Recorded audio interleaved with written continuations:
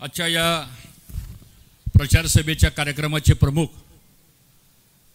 आणि महाराष्ट्र राज्याचे उपमुख्यमंत्री सन्माननीय अजितदादा पवार साहेब, आपल्या तालुक्याचे लोकप्रतिनिधी सन्माननीय दत्तात्रय भरणे, आपल्या तालुक्यातलेच पण मोहोळ तालुक्याचे आमदार यशवंत माने, आणि माझं अजितदादाचं ठरलंय की ही जी नावाची यादी आहे ती मी न सांगता ते सगळ्याची नावं घेतील. त्यामुळे ते माझ्यानंतर भाषण करताना जे नावं घेतली जातील अगोदर ती मी घेतली असं समजा मी माझ्या भाषणाला सुरुवात करतो.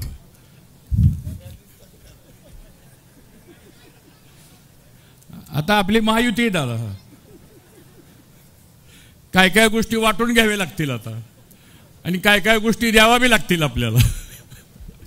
सर्व सन्माननीय व्यासपीठ, पत्रकार आणि जमलेले सर्व मतदार बंधू भगिनी आणि माझ्या तरुण सहकारी मित्रांनो, 7 तारखेला आपल्याला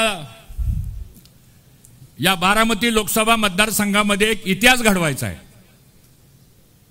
आणि तो इतिहास काय घडवायचा आहे तर आपकी बार 400 पार, 400 खासदारांचा आकडा या देशामध्ये एनडीएचा जो येणार आहे त्या 400 मध्ये नंबर 1 च्या मताच्या फरकानं बारामतीच्या खासदार सुनीत्रा वहिनींचा नंबर लागला पाहिजे. यासाठी आपल्याला काम करायचे आता आहे. सगळ्याची मानसिकता असं काय तुमची तोंड एकदम लहान झालेत आहे का नाही? जरा मोठ्याने हात वर करून म्हणा आहे का नाही? मग आता दादा आम्ही सगळ्यांच्या वतीने तुम्हाला शब्द देतो. आज पहिली सभा आपली संसद बसणं होतीये. अविनाश दादा, भरणे मामा, प्रवीण, आम्ही सगळे मंडळ या ठिकाणी उपस्थित आहेत. सगळे इतर सगळे मित्र पक्षाचे सगळे आहेत. आपण आज निर्णय घेऊ. इथं आपलं ग्रामदेवत भैरवनाथाच आहे, शेजारी कनेरीचं मारुतीचं मंदिर आहे. या सगळ्याला साक्षी ठेवून थांबून की उद्या निकाल 4 जूनला लागल्यानंतर ज्यावेळेस याच वेळेस मतमोजणी टीव्हीवर दिसेल आपल्याला, त्यावेळेस बारामतीपेक्षा सुद्धा इंदापूरचं मताधिक्य हे सुनीत्रा वहिनींना जास्त झालं पाहिजे. म्हणजे बारामती आपल्या पुढे जाईल. मित्रांनो, ही निवडणूक आमचे भरणे मामा म्हणाली गोष्ट खरी आहे. थोडी मानसिकता बदला आपण ह्या निवडणुकीच्या बाबतीमध्ये सांगतो. ही वेगळी निवडणूक आहे. मोदीजींना तिसऱ्यांदा पंतप्रधान का करायचंय? या देशामध्ये 400 जागा आपल्याला का आणायच्यात? या बारामती लोकसभा मतदारसंघाचा खासदारकीचा उमेदवार या सत्तेच्या राष्ट्रीय प्रवाहामध्ये आपल्याला का पाठवायचा आहे? या सगळ्या गोष्टीचा विचार परमेश्वरानं आपल्याला बुद्धी दिली, डोकं दिलंय, मेंदू दिलाय, 2 डोळे दिले, तोंड दिले, सगळ्याचा विचार आपल्याला एकत्र केला पाहिजे. अजितदादा काय म्हणाले, हर्षवर्धन पाटील काय म्हणाले, भरणे मामा काय म्हणाले, यावर आपलं मत ठरवू नका. आपलं मत ठरवायचंय आपल्याला. ते तुमच्या आणि माझ्या भवितव्याचा विचार करून आपण मत ठरवलं पाहिजे. आणि मला आपल्याला आग्रहानं सांगायचंय, तिसऱ्यांदा मोदींना पंतप्रधान या गोष्टी करता करायचंय की गेले 10 वर्ष झाला आपल्या भागातला खासदार हा विरोधी पक्षाच्या प्रभावामध्ये होता.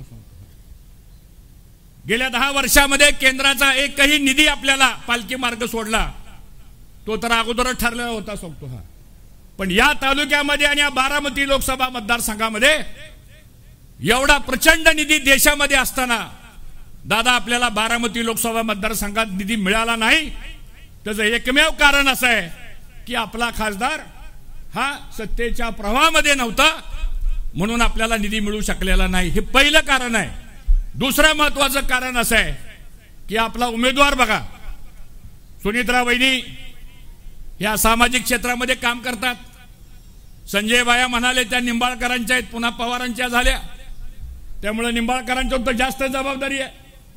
त्याचबरोबर त्याने बारामतीला टेक्सटाईल पार्क काढला, इथं महिला आलेल्या आहेत, 5000 महिलांना रोजगार दिला. सावित्रीबाई फुले विद्यापीठाचे 500 महाविद्यालय या संपूर्ण पश्चिम महाराष्ट्रामध्ये आहेत. त्या सिनेटवर सुद्धा, सिनेटचे मेंबर म्हणून सुद्धा सुनीत्राताई त्या ठिकाणी काम करतायत. शिक्षण संस्था चालवतायत. काटेच्या वाडीचं ग्रामपंचायतचे उदाहरण आपल्या शेजारीच आहेत. त्यांना सामाजिक क्षेत्राची कामाची आवड आहे, त्यांना सहकारी क्षेत्रातल्या कामाची आवड आहे आणि म्हणून उमेदवाराच्या बाबतीमध्ये सुद्धा आपल्याला विचार गांभीर्याने करावा लागेल आणि म्हणून आपल्याला सुनीत्राताईंना आज या ठिकाणी मतदान करायचंय। तिसरं महत्त्वाचं कारण असं आहे की आज एवढा निधी आपल्याला जर आणायचा असेल तर आज इंदापूर तालुक्याचा भरणे मामा आपण म्हणल्याप्रमाणे गोष्ट खरी आहे, या इंदापूर तालुक्याचा टॉप प्रायोरिटीवरती प्रश्न कोणता असेल, उद्या आमदार कोण होणार आहे, मंत्री कोण होणार आहे, कुणाला काय पद मिळणार आहे, ही जागा कुणाला राहणार आहे, कुणाला सुटणार आहे, माझ्या दृष्टीने ही बाब गौण आहे। मी आज इथं मोकळे मनानं सांगण्यासाठी आपल्याला आलेलो आहे, या तालुक्याचा आज महत्त्वाचा प्रश्न जर कोणता असेल तर तुमच्या आणि माझ्या पुढच्या पिढीला शेतीचं पाणी जर द्यायचं असेल तर आपल्याला दिल्लीला आपल्या विचाराचा खासदार जर गेला तर हजारो कोटी रुपयाचा निधी मित्रांनो येणार आहे। पद येतील जातील तो काही लोकशाही मधला भाग आहे, कोणी मंत्री होईल, कोणी आमदार होईल, कोणी होणार नाही, तो हा ज्याच्या त्याच्या नशिबाचा भाग आहे। पण आज आपल्या इंदापूर तालुक्याचा आणि बारामती तालुक्याचा दादा विचार जर केला तर दादा आपल्याला बसावं लागणार आहे एकत्र, आज आपल्याला निधी आणावा लागणार आहे। भाटघरच्या पाण्याचा प्रश्न आहे, संसरकटच्या पाण्याचा प्रश्न आहे, खडकवासलाच्या पाण्याचा प्रश्न आहे, उजनीचा पाण्याचा प्रश्न आहे, भीमा नदी नीरा नदीवरच्या बंधाऱ्याचे प्रश्न आहे, शेटपळ तलावाच्या पाण्याचा प्रश्न आहे। हे सगळे प्रश्न जर आपल्याला सोडवायचे असतील तर मामा आपल्याला 10 TMC पाण्याची गरज आहे। 10 TMC पाणी आपल्याला आणायचं म्हणल्यानंतर आज पाणी आणणार आहे कुठून? आपण पाणी आणायचं असेल तर त्याला भक्कम नेतृत्व लागणार आहे।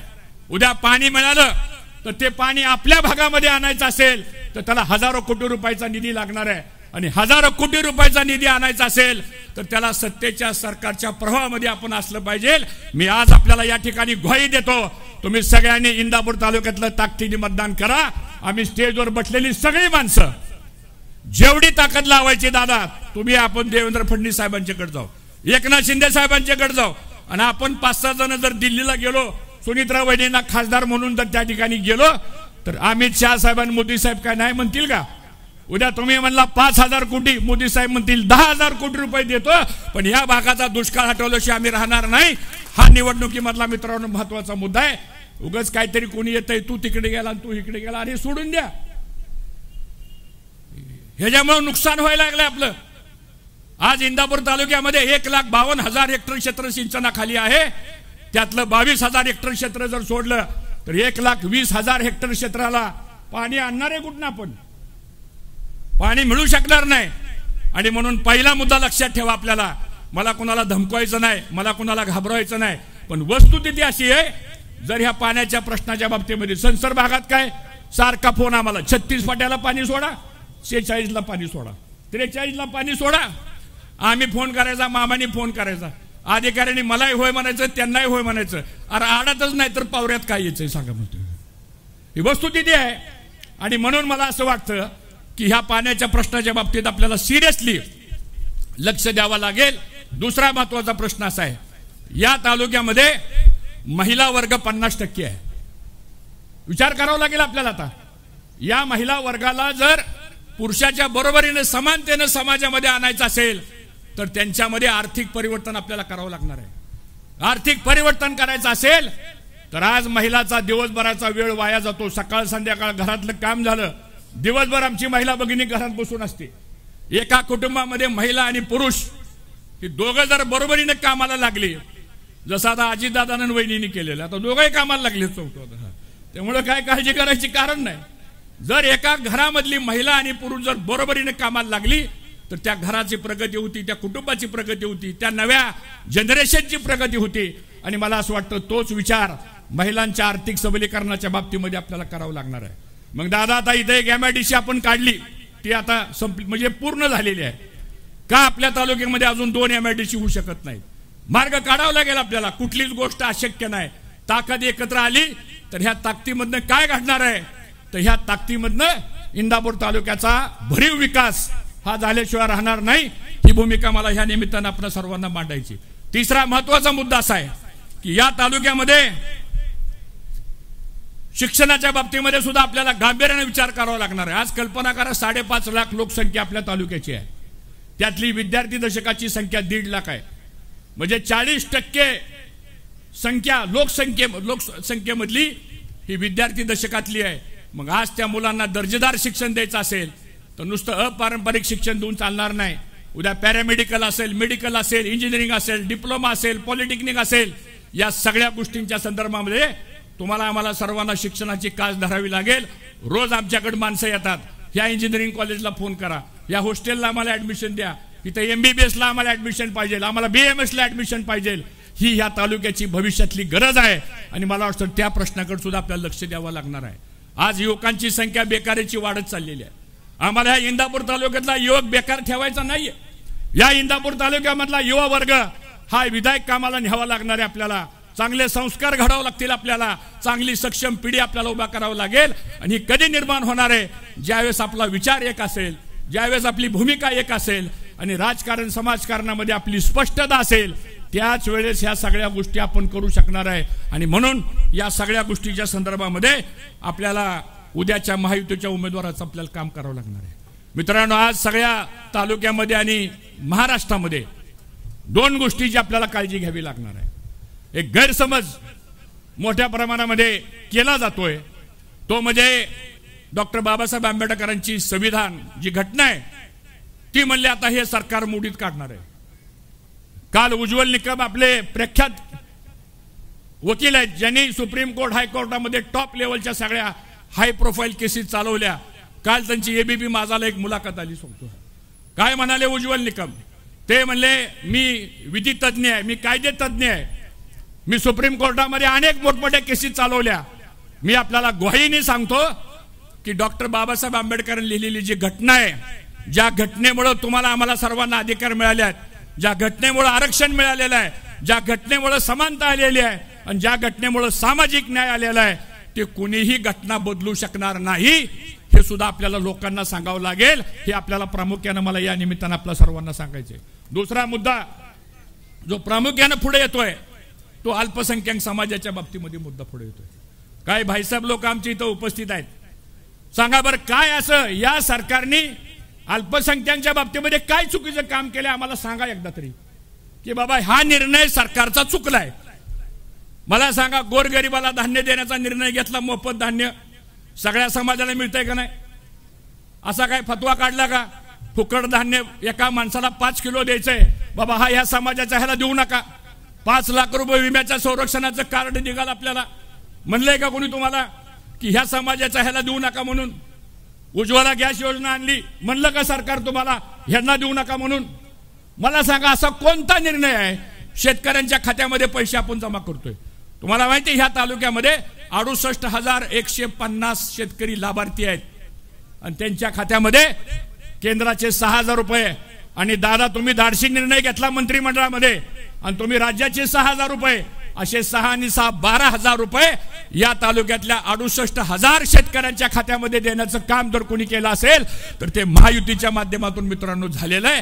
पण आपण सांगायला कमी पडतो, आपण बोलायला कमी पडतो आणि आपली चर्चा पानपट्टीवर काय चालती. आईला मग भाऊ तुमचं काय व्हायचं, मामाला म्हणायचं मामा तुमचं काय व्हायचं, तिसऱ्याला म्हणायचं ला काही दोघं एक झाल्यावर आपलं काय व्हायचं.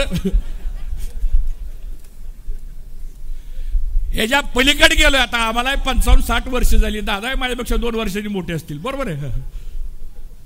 झाला आता जवानी धुती आम्ही एकमेकाची केली, काय करायची ते. पण आता नाही राहिली परिस्थिती. आता आपल्याला पुढच्या पिढीचा विचार करावा लागेल. या पुढच्या पिढीचा जर विचार आपण नाही केला तर मामा म्हणल्याप्रमाणे खरंच आपल्याला माफ करणार नाही कोणी. राजकारण कसं करायचं, समाजकारण कसं करायचं. आता एक दादा मला काल कार्यकर्ता भेटला, मला हर्षवर्धन पाटील राव तुम्ही लईच प्रचाराला लागलाय जोरात. म्हणला मी म्हणलं का राव तुझ्या पोटात दुखतंय का? नाही म्हणला आपला उमेदवार नसताना तुम्ही एवढं कसं काय काम करता. अरे आपला उमेदवार नसताना ज्यावेळेस आपली महायुतीची आपली जबाबदारी आपल्यावर असती त्यावेळेस आपल्याला आपल्या सहकारी पक्षाचं अधिक जबाबदारीने काम करावं लागतं. म्हणून हर्षवर्धन पाटील त्यांचे कार्यकर्ते सगळ्यात पुढे प्रचाराला गेल्याशिवाय राहणार नाही ही खात्री आपण सर्वांनी बाळगली पाहिजे. आणि म्हणून मी जास्त वेळ घेणार नाही, रोज बोलतोय आपण, दादांचं भाषण आपल्याला ऐकायचंय. जाता जाता बघतो 2च गोष्टी मला सांगायच्या. या तालुक्यामध्ये 3,23,850 मतदान आहे. सगळे कार्यकर्ते हित आहेत सांगतो. हा याद्या मिळाल्या का सगळ्याला? मतदार याद्या मिळाल्या का? याद्या सांगा मला तुम्ही. सगळे कार्यकर्ते सगळे हा बूथवर काम करणारा कार्यकर्ता, बूथचा अध्यक्ष कोण कोण हात वर करा बरं सांगतो तुम्हाला. बघा बरं आता एवढी मोठी गर्दी आणि बूथवर काम करणारी माणसं किती? 5-50 सांगतो. नाही इलेक्शन असं होणार आपल्याला सांगतो. हा उगा गर्दीवर इलेक्शन काढायचं नाही आपल्याला. सभा मोठी झाली म्हणून इलेक्शन काढायचं नाही आपल्याला. इलेक्शन काढायचंय आपल्याला शेवटच्या 3 दिवसामध्ये जो मतदारापर्यंत पोहोचतो, जो मतदाराला बाहेर काढतो, जो मतदान घडवून आणतो, त्याच उमेदवाराचा विजय होतो. आणि म्हणून मला सर्वांना सांगायचे, आता आपलं गाव कोणी सोडू नका. मी आत्ताच मुरली काकाला म्हणालो, काका सगळं कसं काय संसदमध्ये, नाहीतर हे काम करतील म्हणून आम्ही बघत बसायचो आणि आम्ही काम करतो म्हणून ते बघत बसायचे. तर असं काय करू नका. एजंटचे फॉर्म कालच माझ्याकडे जमा झालेले आहेत दादा. एजंटचे फॉर्म आणले आम्ही काल. सगळी यादी तयार केली, बूथ वाईज याद्या तयार केल्या आणि कोणत्या बूथवर कुणी काम करायचं तुम्ही याद्या घेऊन बसा. आपल्याला सवय काय, उद्या मतदान आहे म्हणल्यावर 6 तारखेला आपण याद्या बघत बसतो. अरे लगा हेचं नाव कसं काय इथं आलं नाही, लगा हे तर तिकडेच गेलं हेचं नाव. ह्यानी निवडणूक होत नाही, ह्यानी फक्त सेल्फीचे फोटो निघतील, दुसरं काय होणार नाही. बघा निवडणूक करायची, ग्राउंड लेवलला निवडणूक करायची. उद्या आपण सगळी एकत्र आल्यानंतर जसा फायदा आहे तशी काळजी सुद्धा करण्यासारखी परिस्थिती आहे. आणि काळजी यासाठी आपल्याला करावी लागेल की आपल्यातलं मतदान हे कुठल्याही परिस्थितीमध्ये आपल्याच उमेदवाराला कसं होईल या दृष्टीने आपण सर्वांनी प्रयत्न केला पाहिजे. आणि म्हणून आज संसर भागामध्ये अविनाश दादा असतील, मुरली काका असतील, संजय भाई असतील, आमचे रणजित असतील, सगळेच या सगळ्यांना मला सांगणं आहे की तुम्ही आता एकत्र बसा, याद्या घेऊन बसा. आता या आजच्या 2 सभा झाल्यानंतर कुणी या भागातल्या माणसांना दुसऱ्या सभेला यायची काय आवश्यकता नाही. इथं बघा आपण बसलं पाहिजे, इथं मतदारापर्यंत जावं लागणार आहे. मतदार हुशार झालेला आहे, त्याला सगळं माहिती आहे. त्याला आपल्याला कन्व्हिन्स करावं लागेल, त्याला भूमिका समजून सांगावी लागेल. एखादा जर वेगळा बोलला, काय आडवा बोलला तर चिडू नका, समजून सांगा त्याला, आपला विचार समजून सांगा. आणि मला खात्री आहे की आपल्या तालुक्यामधलं मतदान एकदा निर्णय झाला मग मात्र आपण बदलत नाही सांगतो. हा तुम्ही फक्त उद्याच्या 7 तारखेला मतदान या तालुक्यामध्ये घड्याळाला मतदान करा. आणि मला खात्री आहे की या पुढच्या काळामध्ये जे जे प्रश्न तुमच्या माझ्या मनामध्ये आहेत आणि मग सगळी ताकद एकत्र आल्यानंतर काय करू शकतो आपण, मी एवढाच विश्वास देणार आहे. आता इथून पुढं एक नवीन विकासाचं पर्व, माझे शब्द लक्षात ठेवा, एक नवीन विकासाचं पर्व या इंदापूर तालुक्यामध्ये केल्याशिवाय आम्ही राहणार नाही. आता मी राष्ट्रीय स्तरावर काय संस्थेवर काम करतो, छत्रपती साखर कारखाना असेल, निराभिमा साखर कारखाना असेल, कर्मयोगी सहकारी साखर कारखाना असेल. चेअरमन काळजी करू नका, दादा राज्यात आहेत, आम्ही तिकडे, मी बी NCDCला डायरेक्टर आहे तिथं. तुम्हाला जेवढी आर्थिक मदत लागेल तेवढा प्रस्ताव आमच्याकडे द्या. नाही निधी दिला तर त्याला जबाबदारी आम्ही सर्वजण घ्यायला तयार आहे. हे मला आपल्या सर्वांना या ठिकाणी सांगायचंय. या सगळ्या संस्था, असं काय म्हणायचं कारण नाही की ह्यांच्या ताब्यात आहे त्यांच्या ताब्यात आहे. इंदापूर तालुक्यातल्या सगळ्या संस्था आहेत, याच्यावर तुमचा माझा संसार प्रपंच अवलंबून आहे, याच्यावर पुढच्या पिढीचं आर्थिक कारण अवलंबून आहे. आणि या सगळ्याला मदत करण्याच्या संदर्भातली भूमिका ही सातत्यानं आपण घेऊ, एवढाच विश्वास या ठिकाणी व्यक्त करतो. आज आपण एवढ्या मोठ्या संख्येने आलात याबद्दल आपण सर्वांचं मनापासून या ठिकाणी आभार मानतो. आणि हे सगळं करत असताना आपण एवढंच करा की मतदान मात्र घड्याळाला चांगलं कराल अशी अपेक्षा व्यक्त करतो. आणि आपल्या सगळ्यांच्या वतीने अजितदादांनी आपल्याला मार्गदर्शन करावं. जय हिंद, जय महाराष्ट्र. ABP माझा, उघडा डोळे बघा नीट.